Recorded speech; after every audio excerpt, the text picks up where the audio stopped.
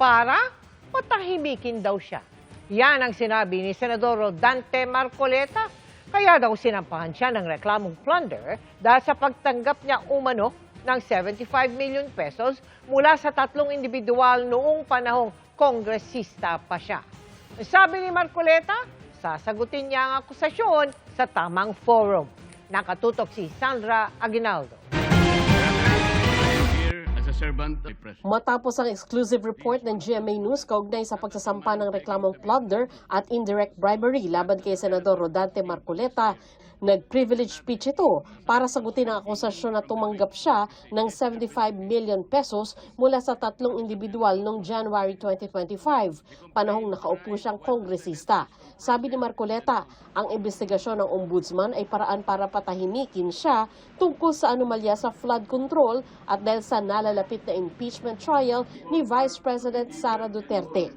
Si Marcoleta ay kilalang kaalyado ng bise. Just last week, I was stunned with the shadow of a complaint filed by the Field Investigation Bureau, Office of the Deputy Ombudsman for Luzon. The trump-up charges filed against me and some of my friends are not merely legal accusations.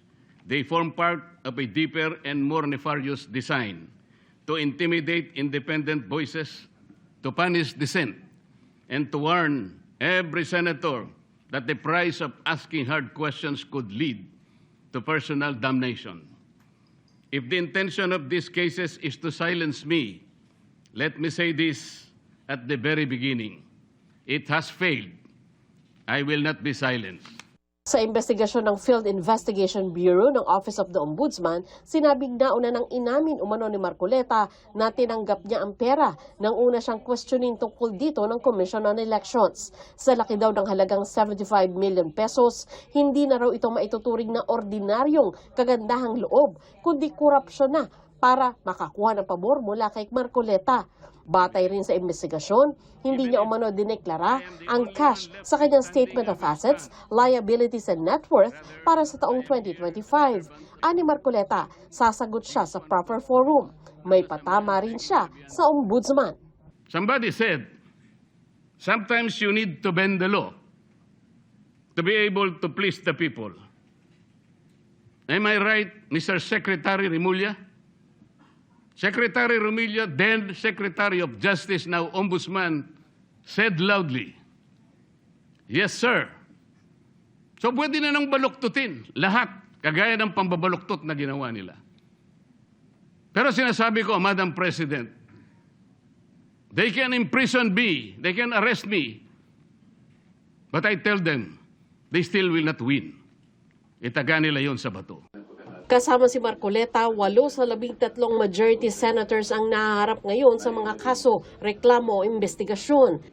Si Senador Bato de la Rosa at Bongo, kapwa tinukoy na co-perpetrators sa kaso ni dating Pangulong Rodrigo Duterte sa International Criminal Court.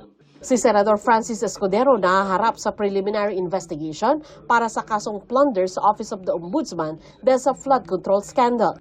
Si Senador Jinggoy Estrada, nirekomenda ng Department of Justice na sampahan ng plunder at graft charges kaugnay din sa maanumalyang flood control project. Nire-review naman ng Sandigan Bayan ang rekomendasyon ng DOJ na sampahan ng kasong katiwalian si Senador Joel Villanueva kaugnay pa rin sa flood control mess.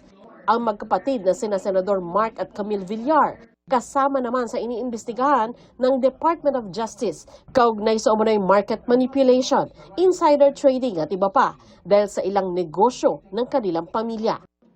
Nauna nang sinabi ni Senadora Amy Marcos na may nananakot umano sa mayorya para umanib sa minority senators at mapunta sa kanila ang Senate presidency.